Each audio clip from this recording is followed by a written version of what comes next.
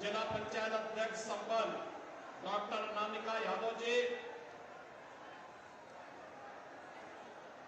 लोकसभा प्रभारी राकेश सिंह जी, संयोजक पंकज गुप्ता जी, लोकसभा के सहप्रभारी धर्मेंद्र नाथ मिश्रा जी, भुवनेश राघव जी, भारतीय जनता पार्टी और राष्ट्रीय लोकदल के सभी पदाधिकारीगण, भारी संख्या में संभल लोकसभा क्षेत्र से जुड़े हुए सभी उपस्थित बहनों और भाइयों, आज मुझे संभल की इस पावन धरा पर, जिसे खेड़ा शिव मंदिर और प्राचीन गमा देवल मंदिर के साथ साथ कलयुग में कल्कि अवतार की इस पावन धरा पर आने का अवसर प्राप्त हुआ है। इस पावन धरा को नमन करते हुए आप सभी का मैं हृदय से स्वागत करता हूं, अभिनंदन करता हूं।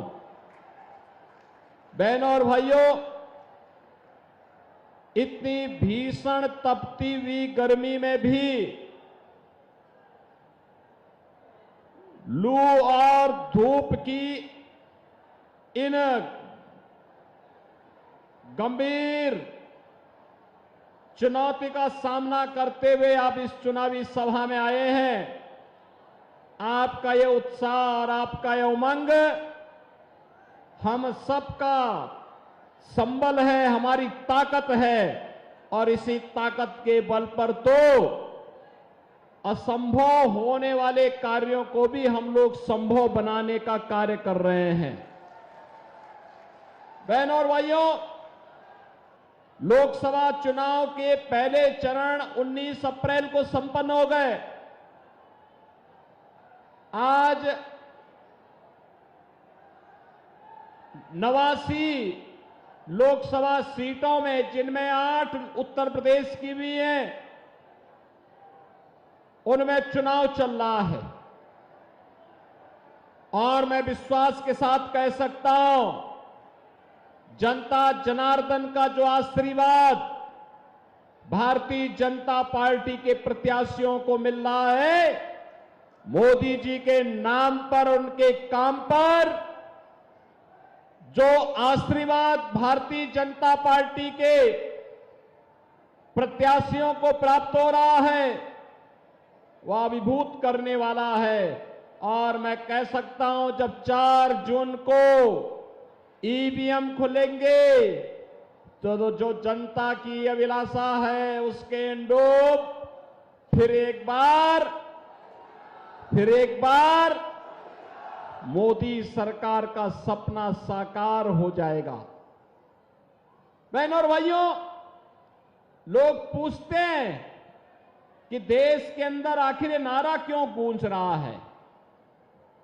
मैंने कहा, नारा इसलिए गूंज रहा है क्योंकि मोदी जी ने 10 वर्ष में देश की तस्वीर और तकदीर को बदलने का काम किया है। बहनों और भाइयों, तस्वीर और तकदीर को ऐसे बदल दिया है। 2004 से 2014 तक कांग्रेस नेतृत्व की यूपीए सरकार थी। समाजवादी पार्टी और बहुजन समाजवादी पार्टी भी बिन मांगे यूपीए गवर्नमेंट को अपना समर्थन दे रही थी। और उस समय की सरकारों के हाल आपने देखे होंगे। दुनिया के अंदर पहचान का संकट था हमारे लिए, सीमाएं सुरक्षित नहीं थी, आतंकवाद चरम पर था, नक्सलवाद देश के अंदर तेजी के साथ अपना फन फैलाया हुआ था, आतंकवादी कहीं भी विस्फोट करके निर्दोष लोगों को मार देते थे। 2014 के बाद आपने देखा होगा, 14 के पहले देश के अंदर विकास की योजनाएं नहीं थी। भ्रष्टाचार चरम पर था, गरीबों के हकों पर डकैती डालने का कार्य होता था। बहनों और भाइयों, 2014 के बाद दुनिया के अंदर सम्मान बढ़ा है, सीमाएं सुरक्षित हुई हैं। अब तो आतंकवाद और नक्सलवाद पूरी तरह समाप्त हुआ है। अगर कहीं पर जोर से विस्फोट हो जाए ना पटाखे का भी, तो पाकिस्तान पहले सफाई देता है कि नहीं, हमारा कोई हाथ नहीं है। बहनों और भाइयों, ये इसलिए संभव हुआ है क्योंकि एक मजबूत सरकार है। कांग्रेस और यूपीए की सरकार की तर्ज पर मजबूर सरकार नहीं है, मोदी जी के नेतृत्व की एक मजबूत सरकार है, जो कहती है वो करके दिखाती है। जब पुलवामा की घटना घटित हुई थी, तब प्रधानमंत्री मोदी जी ने कहा था, उन्होंने कहा था हमारे जवानों की शहादत, उनका बलिदान व्यर्थ नहीं जाएगा और हमारे भारतीय जवान पाकिस्तान के अंदर घुस करके आतंकवादियों की माद में घुस करके उनको सबक सिखाने का काम किए थे। पाकिस्तान चिल्लाता रह गया, जान बचा करके भागना पड़ा था वहां पर पाकिस्तान को। बहनों और भाइयों, ऐसे ही विकास के बड़े बड़े कार्य हो रहे हैं, बड़े बड़े कार्य हो रहे हैं। Highway, railway, metro, IIT, IIM, medical college, AIIMS, triple IT, NIT, world class universities, हर घर नल की योजना, ये सभी तेजी के साथ आगे बढ़ते जा रहे हैं। और गरीब कल्याणकारी योजनाओं की तो कोई गिनती नहीं। आप सोचिए, कांग्रेस के समय में, सपा के समय में, बसपा के समय में लोग भूखों मरते थे। आज 80 करोड़ लोगों को फ्री में राशन की सुविधा का लाभ प्राप्त हो रहा है।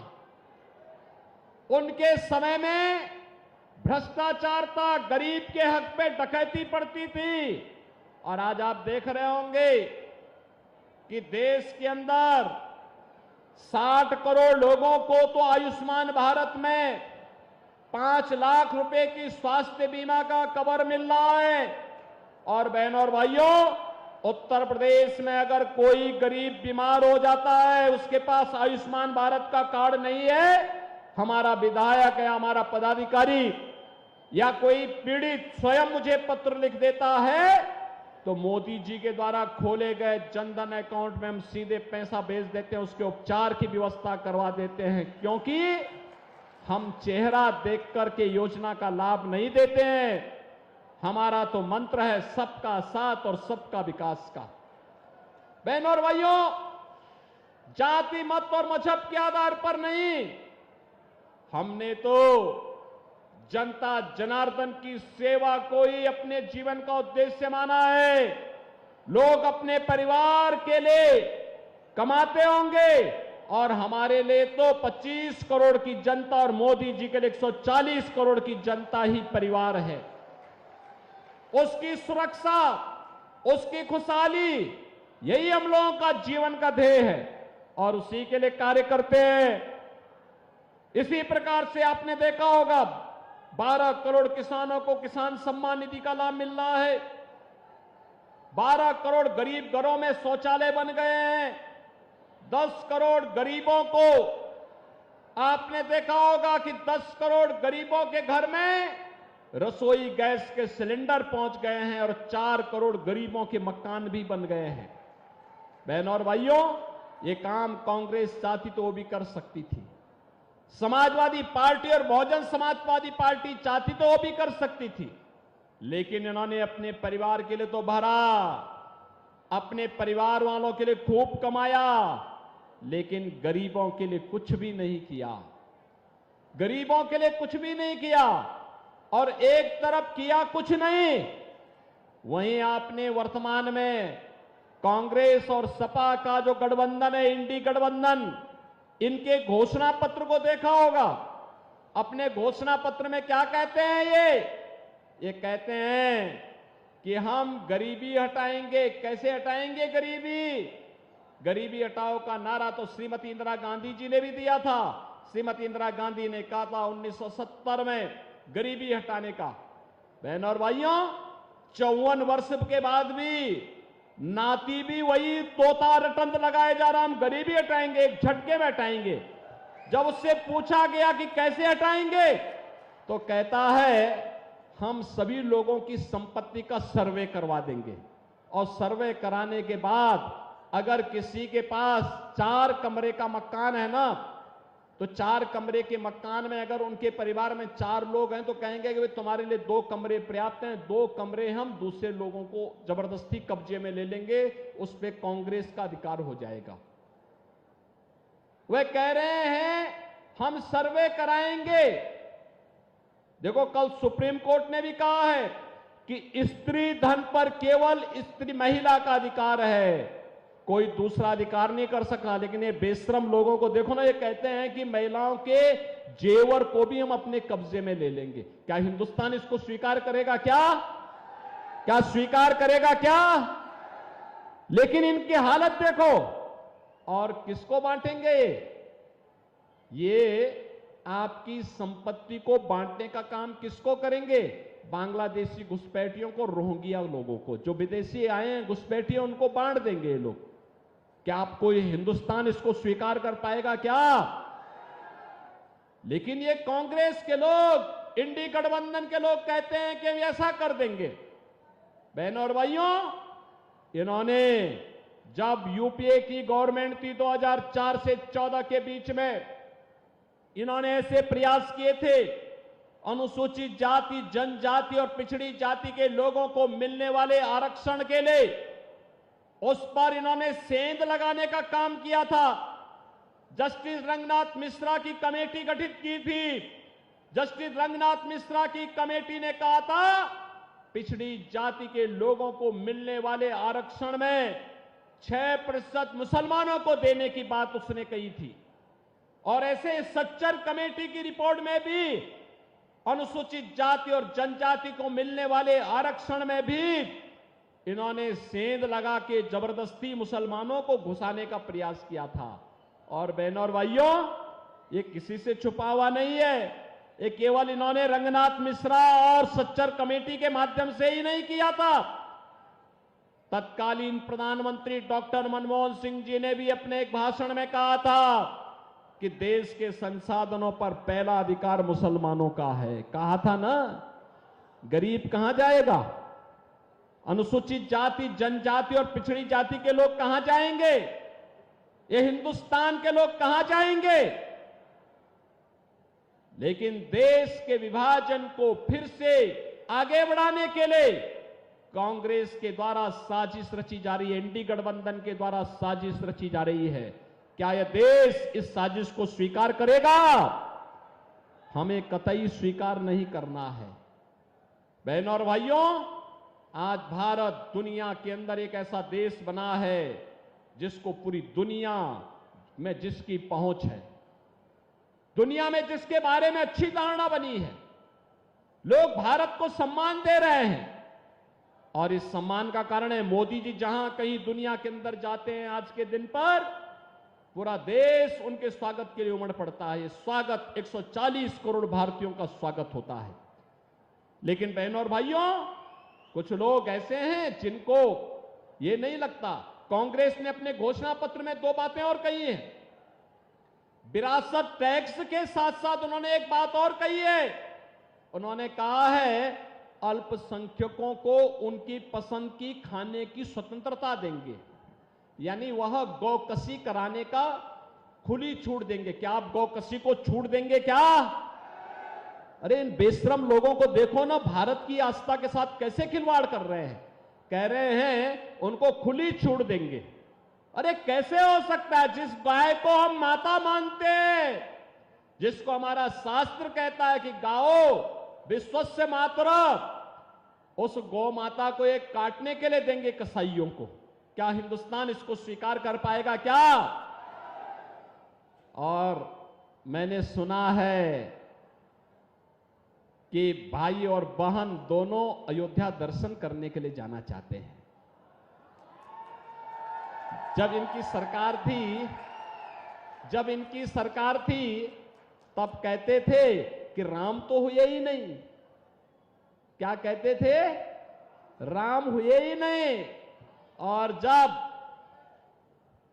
देश की जनता जनार्दन के संघर्ष के फलस्वरूप माननीय उच्चतम न्यायालय के फैसले के क्रम में मोदी जी के प्रयास से आपके एक एक वोट की कीमत ने अयोध्या में रामलला को फिर से विराजमान कर दिया है और मंदिर भव्य बन गया है। अब कहते हैं राम तो सबके हैं। देखो ना इनके दोहरे चरित्र को। पहले कहते थे राम हुए ही नहीं, अब कहते हैं राम तो सबके हैं। बहन और भाइयों, इन पे विश्वास मत करना, कभी विश्वास मत करना। ये लोग धोखा देंगे। जब भी इनको अवसर मिलेगा ये लोग धोखा देंगे। हमें धोखेबाजों से नहीं, हमें भ्रष्टाचारियों से नहीं, हमें हिंदुस्तान की सुरक्षा और हिंदुस्तान की संप्रभुता के साथ साथ हिंदुस्तान को समृद्धि की नई ऊंचाई तक पहुंचाने वाली सरकार चाहिए और वह केवल भारतीय जनता पार्टी दे पाएगी। भारतीय जनता पार्टी दे पाएगी। बहनों और भाइयों, भारतीय जनता पार्टी वह पार्टी है जो किसान को भी, मजदूर को भी, नौजवान को भी और महिलाओं को भी सम्मान देती है। आपने देखा चौधरी साहब को, चौधरी चरण सिंह जी को भारत रत्न, भारत का सर्वोच्च नागरिक सम्मान ये भारतीय जनता पार्टी की, मोदी जी के नेतृत्व की सरकार ने दिया है। आपने देखा होगा कि हर एक तबके के लिए मोदी जी ने उस प्रकार के प्रावधान किए हैं। और मैं फिर आपके पास आया हूं आपसे कहने के लिए, संभल के लोगों को, बिलारी के लोगों से कहने के लिए मैं बहनों और भाइयों आया हूं, एक ही अपील करने के लिए आया हूं कि क्या हमारा वोट जो लोग हिंदुस्तान का खाते हैं, जो ये मानते हैं उनके पूर्वज हिंदुस्तानी हैं, उनकी आने वाली पीढ़ी को हिंदुस्तान में ही रहना है, उनको सोचना होगा उनका वोट उन विषधरों को नहीं जाना चाहिए जो लोग भारत माता की जय जयकार करने में संकोच करते हों। कतई नहीं जाना चाहिए। जो लोग वंदे मातरम का गायन करने में संकोच करते हैं, भारत माता की जय घोष करने में जिन्हें संकोच होता है, उनको आपका वोट जाने का मतलब आपके द्वारा भारत के खिलाफ साजिश रचने वालों को सम्मान देने का कार्य हो रहा है। और इसलिए मेरी अपील होगी, हम लोग भारत की सुरक्षा और संप्रभुता को ध्यान में रख करके आने वाली पीढ़ी के उज्जवल भविष्य के लिए हम लोग ऐसी सरकार बनाने में अपना योगदान दें जो मोदी जी ने आजादी के अमृत महोत्सव वर्ष में कहा था, एक आत्मनिर्भर भारत, एक विकसित भारत होगा, आत्मनिर्भर भारत होगा तो हर नागरिक आत्मनिर्भर होगा, नौजवान आत्मनिर्भर होगा, किसान आत्मनिर्भर होगा, महिलाएं आत्मनिर्भर होंगी, श्रमिक आत्मनिर्भर होगा। जीवन के प्रत्येक क्षेत्र में लोगों को इसका लाभ मिलता हुआ दिखाई देगा और हमें ऐसी ही सरकार को बनाने में अपना योगदान देना है। आप सहमत हैं इसके लिए? सहमत हैं? सहमत है ना? बहन और भाइयों, भारतीय जनता पार्टी ने इसके लिए श्री परमेश्वर लाल सैनी को अपना प्रत्याशी बनाकर के आपके बीच उतारा है। देखो, परमेश्वर जी कोई अपरिचित चेहरा नहीं है, आपके लिए अपरिचित चेहरा नहीं है।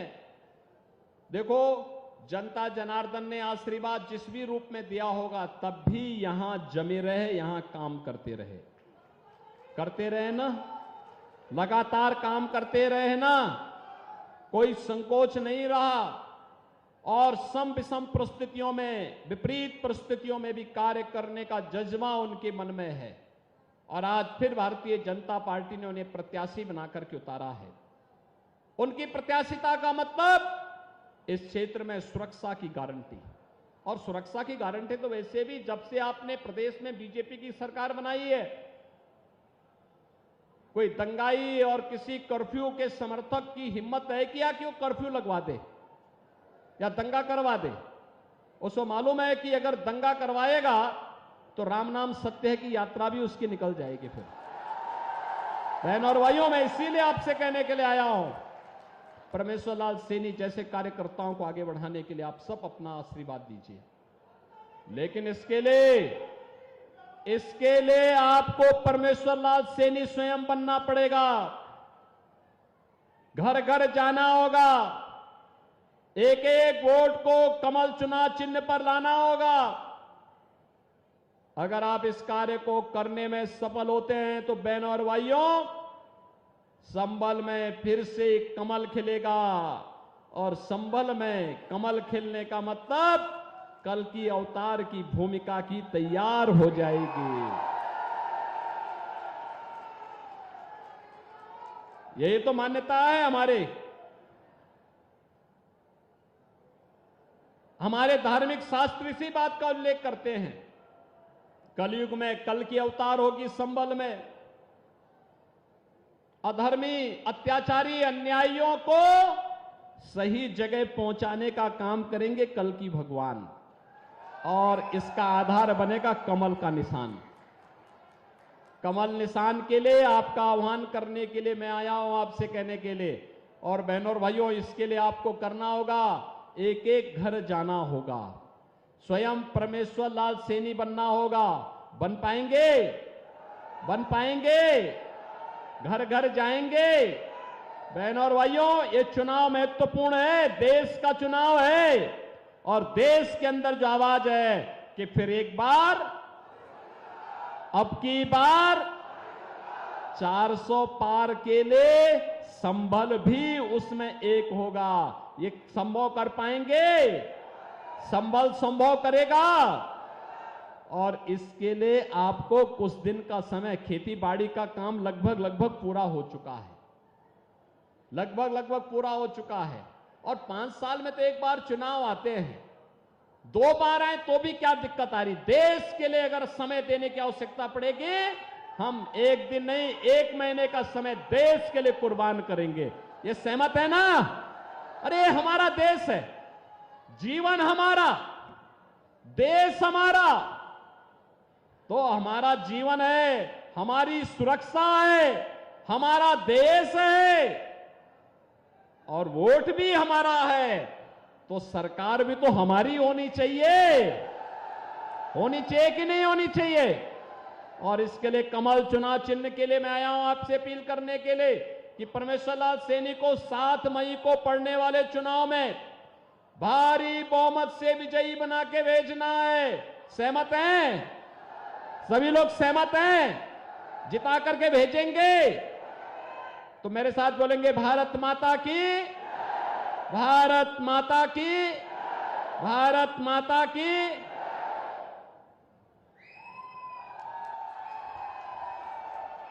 हेलो, आभार व्यक्त करने के लिए आमंत्रित करूंगा मुरादाबाद के यशस्वी जिलाध्यक्ष आदरणीय आकाश पाल जी।